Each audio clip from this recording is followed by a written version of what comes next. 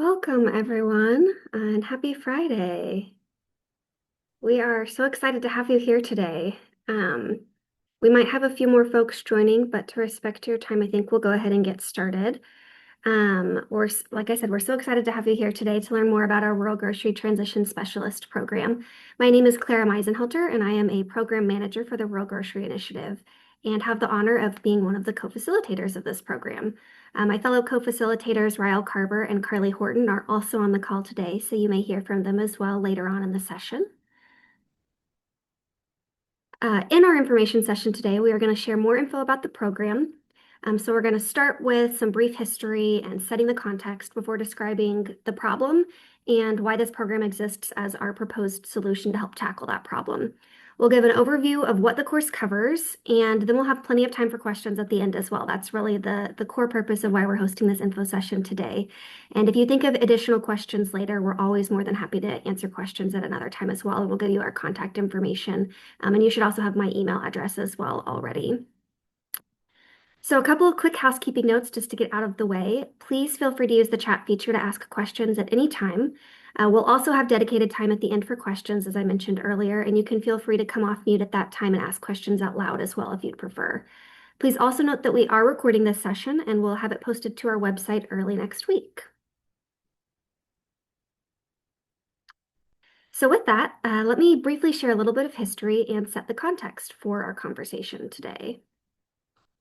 So back in 2006, Kansas State University held listening sessions across the state of Kansas in rural communities to learn more about what rural communities needed.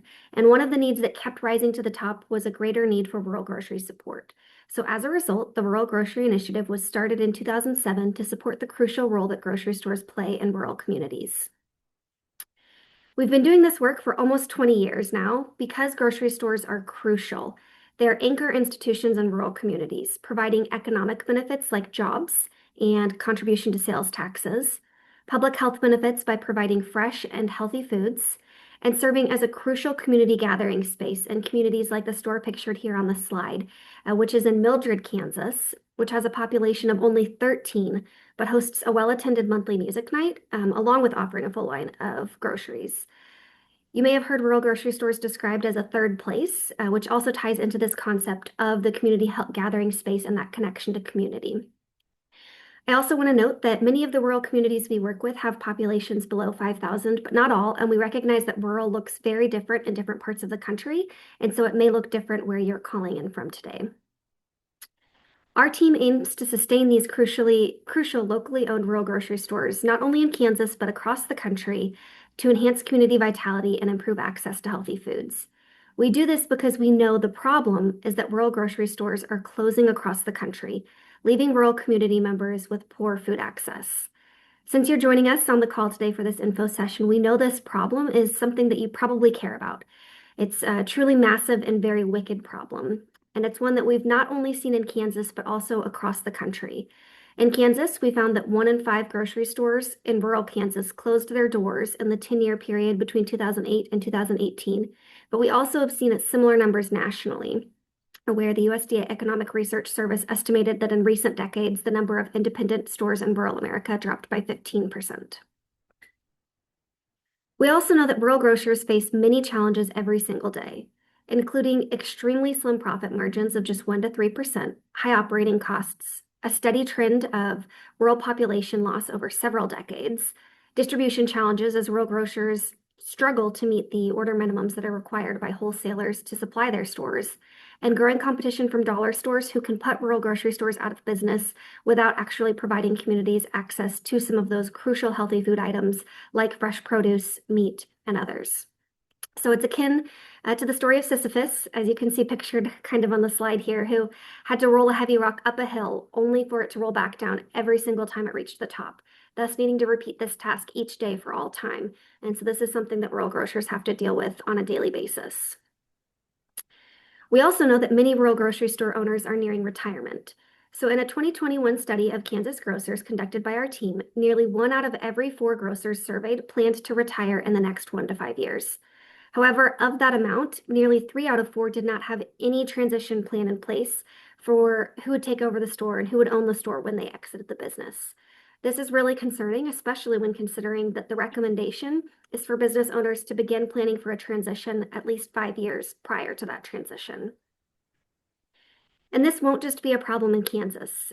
As baby boomers retire, a quote unquote silver tsunami of retiring business owners is expected across the country, including among rural grocery owners. But with all of those daily challenges that we talked about a couple of slides back that have to be tackled alongside making sure that inventory is reordered and kept in stock, employees are paid, and costly utility bills are paid as well to make sure that the lights are kept on and the coolers are kept running. Planning for transition can then be put on the back burner, and this leads to more store closures. So again, this is a massive challenge, and our proposed solution is to train resource providers across the country to walk alongside rural grocers and help them prepare for transition so that their rural communities maintain access to that essential healthy food and also retain all of those other inherent community benefits that I mentioned earlier, including jobs, as well as population retention, since there is a saying that as the grocery store goes, so goes the community, because we know that it's harder to retain and attract new community residents to live somewhere without a grocery store. And then also that inherent community benefit of serving as a cultural hub where people can gather. So far, since we held our pilot offering in the summer of 2023, we have trained 59 specialists from 19 states across the country, as you can see here in this map on the screen. We offer this program twice a year, and we are really, really excited to be welcoming our next cohort to the growing national network this fall.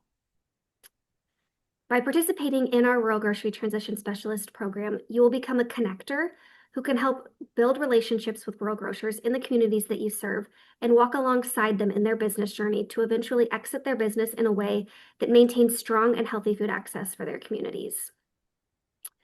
We know that you likely want to help the communities you serve maintain access to healthy food, and this is one way to help you feel more confident in tackling this massively wicked challenge. With your help, we can continue to build a national network of resource providers equipped to walk alongside grocers in this journey. We have more information about the program on our website, including a sample syllabus, which you can also access with the QR code on the slide here.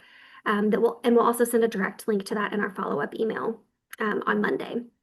The 7 course modules are listed on the screen here. So for a brief overview of exactly what the course covers, we start with an assessment of grocery attitudes and relationship building. We know how hard it is when you find out a store owner is burned out and ready to close their store in just 1 month. That's a really hard timeline to do anything with. And so our goal is to get ahead of that by growing the relationship building skills that you already have so that you can get ahead of the transition and build a trusting relationship with the grocer so that you're ready to work with them most effectively. We then dive into transition planning fundamentals because it's important to have a basic understanding of the transition planning process to be able to walk alongside and guide a grocer through it. We also touch on business valuation fundamentals, offering an introductory view to one of the key technical points of this process, which is determining the value of the business. It can be harder to put a price tag on a grocery store than you might think. Our course isn't designed to teach you how to do that business valuation and how to set that exact value, but we do walk you through the basics of how that valuation is determined, and we help you create a list of informed experts that you can connect the grocers to when they're ready for that exact point in the process. So I want to emphasize that we don't expect you to be the expert of all things business valuation and all things transition planning. Instead, what we're doing is we're equipping you to hold that roadmap to guide the grocer through the process and orient them throughout their journey so that you can meet them where they're at and then point them to the right resources and connections based on where they're at. Each piece of our 13-week course is designed to put another tool in your toolbox to being able to serve as that connector, which is why we have a toolbox pictured here on the screen. So after reviewing the business valuation fundamentals, we then tackle one of the trickiest parts of the process, which is communicating about transition. This can be a real sticking point for grocers. It's definitely been one that's come up in the grocers we work with who aren't ready to share that they want to exit their business.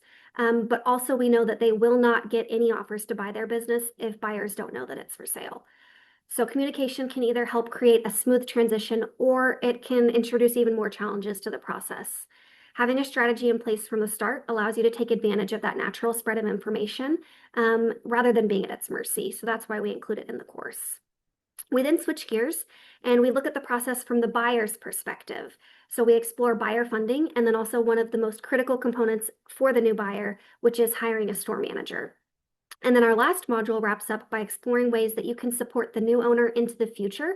So building a relationship not just with the existing owner who's selling the store, but then also building a relationship with that new owner, and then helping them increase loyalty towards the store as well. Along the way, we also weave in components of grocery ownership psychology and explore why this process can be so difficult for grocery owners to face and how you can help them face it as you walk alongside them. One of the ways that we help you continue to develop even more tools to further build your toolbox is through our intentionally designed homework assignments that are associated with each of the modules listed on the previous slide. So those include assignments like building a relationship, a rural grocery relationship tracking tool, which becomes your running record of the stores in your area so that you can keep building on this list, building relationships, making notes of those relationships, so that the grocers know that you exist as a resource and also a resource that they can talk to about transition planning when they're ready for that. We also help you build a technical assistance expertise tool because as a rural grocery store, a rural grocery transition specialist, one of your key roles is to know what the next step in the process is and who can help the grocer take that next step. So the professionals that are on this list that we help you develop through the course are the ones that you'll call when a transition reaches the edge of your role, including in areas like valuation, cooperative law, financing, and some of those more technical expertise areas. So again, we're preparing you to be that connector who walks alongside the grocer throughout the entire journey, meeting them where they're at and connecting them to the expertise that they need when they need it. We also help you develop a rural grocery funding resource tool because funding comes up in every single conversation that I have with grocers. And so having a list for you to be started in this course is a helpful tool to have in your toolbox. And then you can continue to update it as you work with grocers to ensure that as programs come and go, as deadlines pass, and as new opportunities emerge, that you also have those listed. So all of these tools that you will build during the course, along with others in other homework assignments, are intentionally designed so that you have this set of tools in hand and ready to go so that you can begin working with grocers when you complete the program. So aside from knowing that there are homework assignments, how else is the course set up? I want to note that since there are some important key dates on this slide, please feel free to take a screenshot, although we'll also include all of this information and the slides in our follow-up email on Monday. So this is a 13-week course. This fall it will run from August 31st to November 29th. It includes those 7 online modules that I referenced a couple of slides ago. And then with each module, you complete the module and the assigned homework assignments on your own time. Each module consists of 5 to 10 video lessons led by subject matter experts from across the country who make up our teaching team. We also have 4 required live sessions that are on the dates listed on the slide, which provide an opportunity to meet others in the cohort, which is also one of the most valuable parts of this program, building those connections with others who are doing this work and who you can get feedback from and support from. And then we also, in those live sessions, dive deeper into the course topics and dive deeper into things like that grocery transition psychology that I mentioned earlier. There's also one optional session after the course is over where we welcome you into the network. We invite all of our past graduates together for networking, continued education, and then we also invite a past graduate to that session to share about how they're using their learnings from the course in what they're currently doing day to day. And so that's an opportunity to think through, okay, here's what I've learned in the course, here's how I can start using it. We also offer course graduates exclusive access to ongoing continuing education and peer networking, which we're currently offering every other month. And then the last line on the slide is a reminder of the registration deadline. So if you believe this course is the right fit for you, you'll want to be sure to sign up before August 24th. That's 1 week before the course start date and gives us time to make sure that you receive your manual and other course materials in the mail to have before our first live session. So with that, I want to reiterate our purpose with this program. So for people who believe that keeping rural grocery stores open is essential and want to help rural community members maintain healthy food access, we offer this program to train you to be that connector, to walk alongside rural grocers in planning for a successful transition. So I know I've talked a lot, and with that, we're ready to dig into your questions, which we definitely want to hear. But please note too that if you don't have time to ask a question today, or if you think of one later, please feel free to reach out to our team at any time on the email address listed on the page here. We also have more information on our website, and we'll send direct links to all of this in our follow-up on Monday. So with that, I am going to stop sharing my screen so that I can see all of you more easily, and I can help answer questions along with Carly and Ryle, the other program facilitators. And thank you for your kind words, Kelly. I appreciate that.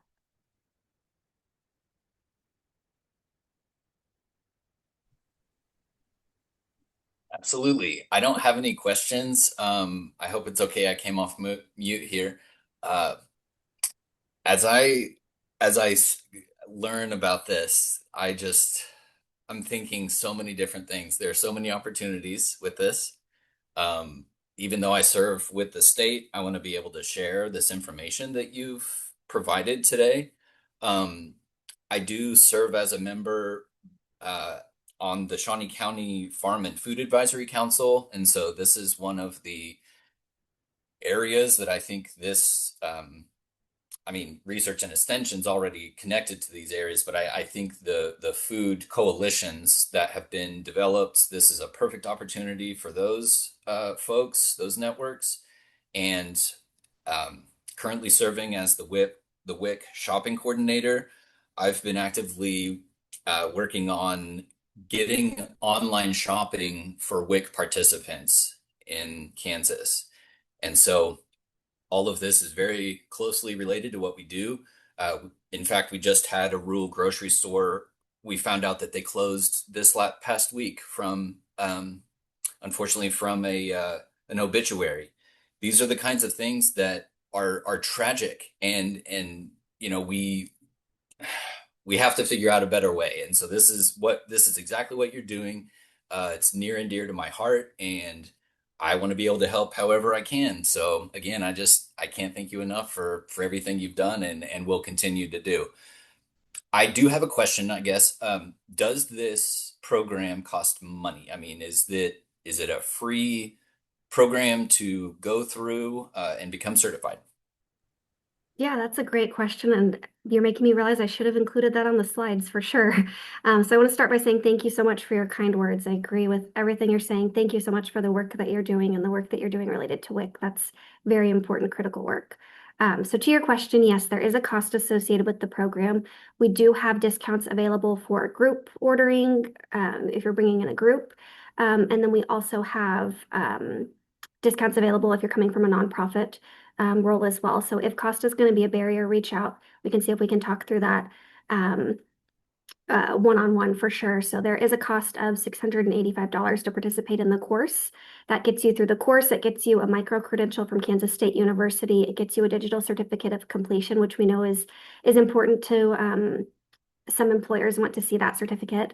And then also grants you access to the continuing peer networking and continuing education, which we offer.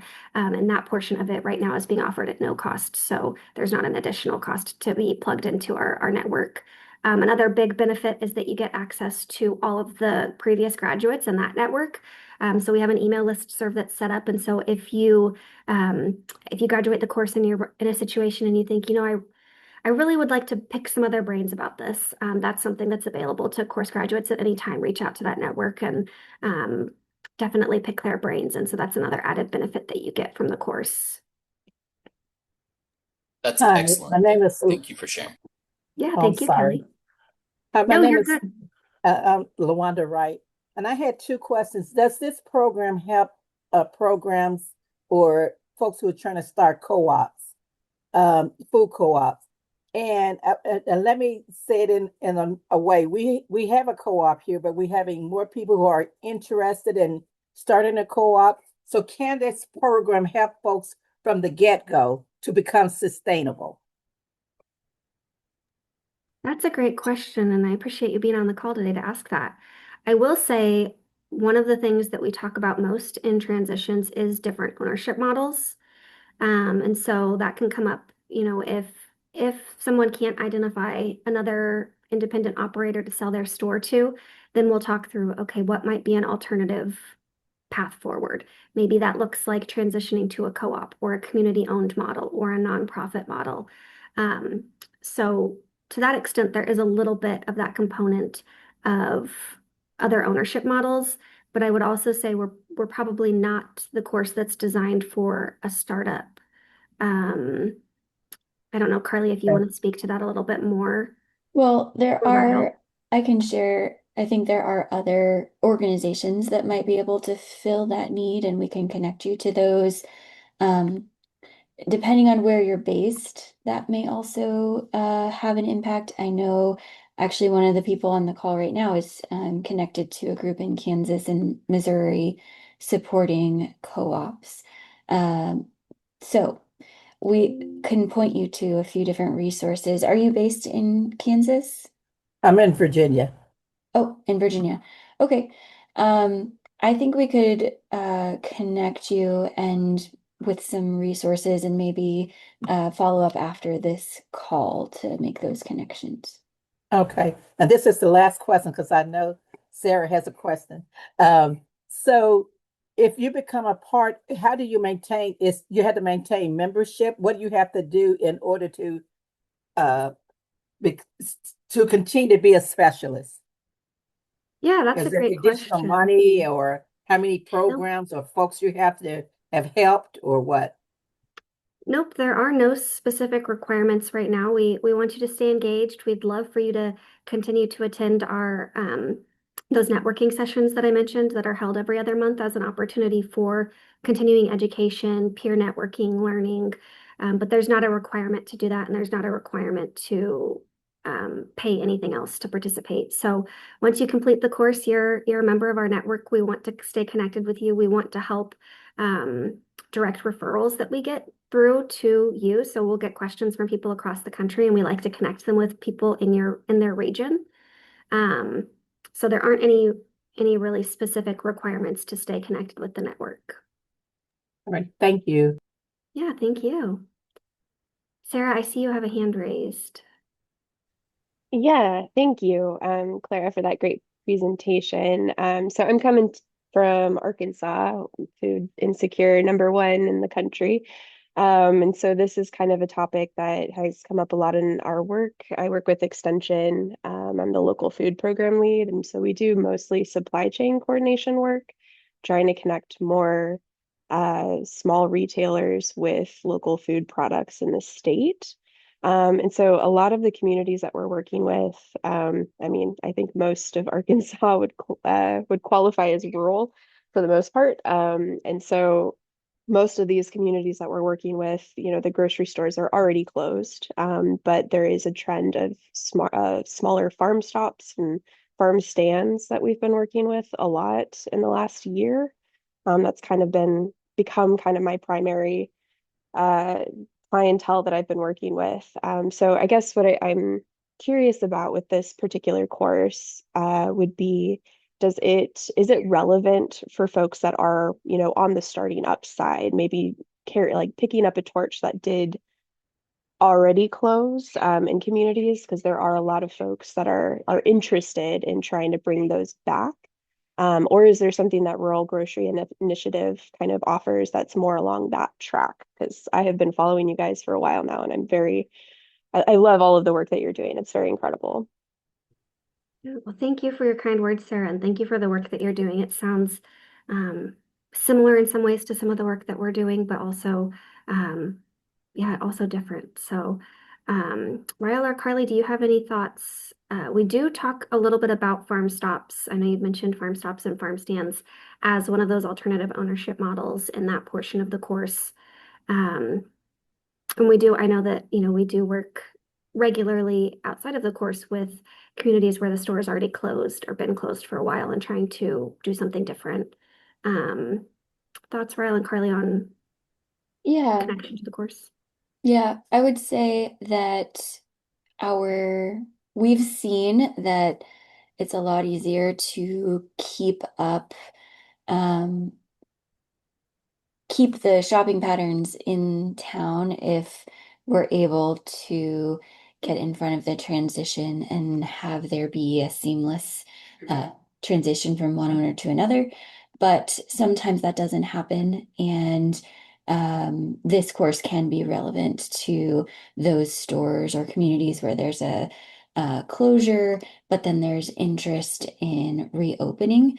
And so I would just reiterate that this course is meant for those people kind of one step away from the transition, people that are supporting a community member, a group of community members, or a grocer through a transition, with the ideal being that we keep the store from closing, and the recognition that there are times where a store does close and there's some work that needs to be done to help reintroduce a store to the community.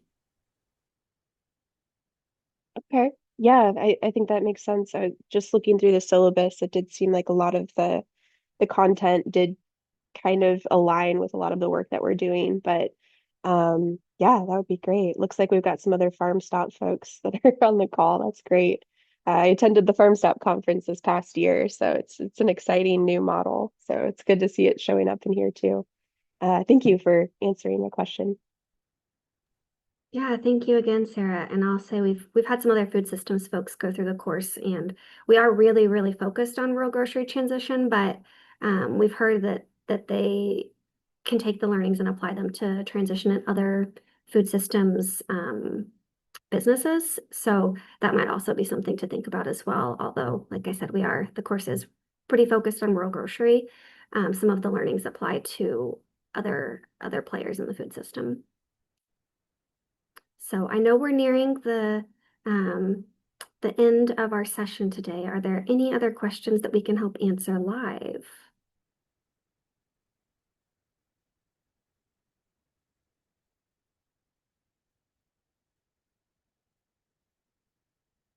Okay, well, I'm going to drop our email address in the chat. And like I said, we'll follow up with the recording and the slides. Please do not hesitate to reach back out. I'm happy to have conversations or emails one-on-one to help answer additional questions. Thank you all so much for your time today. Thank you for the work that you do. And I hope that you have a wonderful weekend. Thank you, Kara. Thank you. Bye.